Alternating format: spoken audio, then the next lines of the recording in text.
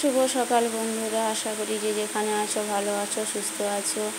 তো আমার ছোটো ছেলে অসুস্থ হয়েছিল, মানে ওর মাথায় আঘাত লেগেছিলো। এখন ব্যথাটা অনেকটা কমেছে, ওষুধ খাচ্ছে মোটামুটি। তো আমার ঘরে তো একজন সুস্থ হলে আবার একজন।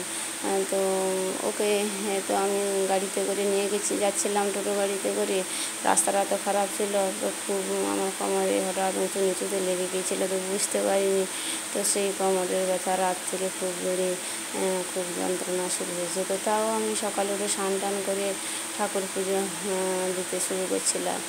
পুজোর মানে ঠাকুরকে ফুলটা দিয়েছি, তারপরে আর পাচ্ছিলাম না। মাথাটা প্রচুর ঘুরছিল আর কোমরের খুব যন্ত্রণা হচ্ছিলো। তো মাকে মা বলে তো শুয়ে পড়, আমি বাকি পুজোটা করে দেবো, ঠাকুরকে ভোগ টোগ লাগিয়ে দেবো।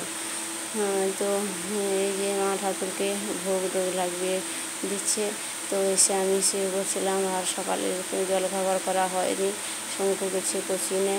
তারপরে এত শরীর খারাপ হয়েছিল, শঙ্কুর স্যারকে ফোন করে আমি বললাম যে একটু তাড়াতাড়ি ওকে পাঠিয়ে দাও, মানে আমি উঠতে দিতে পারছিলাম না, সব রকম ঔষধ খাওয়াতে হবে। আর মা হচ্ছে কিছু করতে পারছে না, ওই মানে গ্যাসে রান্না করতে পারছে না। আর তাই স্যারকে ফোন করতে শঙ্কুকে তাড়াতাড়ি করে পাঠিয়ে দিলাম। আর মেন হচ্ছে আমাকে ধরে রাখতে হচ্ছে, মানে এত মাথা ঘুরছে আর এত কষ্ট হচ্ছে যে একজনকে আমার পাশে থাকতে হচ্ছে। এই জন্য মা সেখানে আমার কাছে থাকলে রান্নাবান্না কী করে হবে। তো শঙ্কুর পাশে থাকলো, তারপরে ওই যে মা রান্নাবান্না করে নিচ্ছে একবারে। তো মা আসছিল বলে তো এই অসুস্থ শরীরে নিয়ে আমাকে আরও বেশি কিছু করতে হয়নি। মা বলে তো শুয়ে থাক আর আমি রান্নাবান্না করে নিই বলে মা রান্নাবান্না গুলো করে নিচ্ছে। তো দুজনকে স্নান করতে বলা হয়েছে, দুজনকে স্নান টান করে নিয়ে তারপরে ওই যে আমাকে তো মাথায় অনেক কিছু দিল, কোমরে এটা ওটা মালিশ, তারপর ঔষধ খাচ্ছি, তাও তো ঠিক হলো না, হচ্ছে না, কমছে না।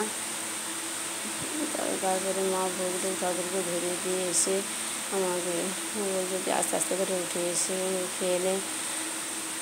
তো আমি চেষ্টা করছি। তারপরে মা ভোগ দিতে গেল, তো আমি আস্তে আস্তে করে উঠে বসলাম, বসে খাওয়া দাওয়া করে নেব। তো এই যে মা এমন সময় এসেছে, খুব মানে সুবিধা হলো। ছেলেদেরকেও না খেয়ে থাকতে হয়নি মোটামুটি। তো আমি এই ভয়েসটা পরের দিন দিচ্ছি। তো এখন শরীরটা ভগবানের কৃপায় অনেকটা ভালো আছে। মাথাটা কমেছে, কিন্তু ওই কোমরের ফিলটা এখনও হয়ে আছে। তো এই যে দুপুরে আমরা খেয়ে নিচ্ছিলাম। তো খাওয়ার পরে বিকেলে এই শঙ্কু সৌরা পড়তে বসছিল, ওদের স্যার পড়াতে আসবে, তাই ওরা পড়াগুলো করে নিচ্ছিল। তো আর মা সব টুকিটাকি কাজ করেছে, আমি কিছু করতে পারিনি। আমি আস্তে আস্তে করে হাঁটার চেষ্টা করেছি, আবার কখনো শুয়ে থেকেছি, এই করে দিনটা কেটে গেছে। তো সত্যি বলে না, কথায় বলে ভগবান যখন যা করে মঙ্গলের জন্য। তো মা যদি আগে এসে চলে যেত তাহলে কী হতো। মা এখন আসছিল বলেই আমাদের অনেকটা সুবিধা হলো। তো আর বেশি কিছু বলতে পারছি না, মোটামুটি এই পর্যন্ত। তো বন্ধুরা, ভিডিওটা ভালো লাগলে একটা লাইক দেবেন, আমাদের পাশে থাকবেন, সাপোর্ট করবেন।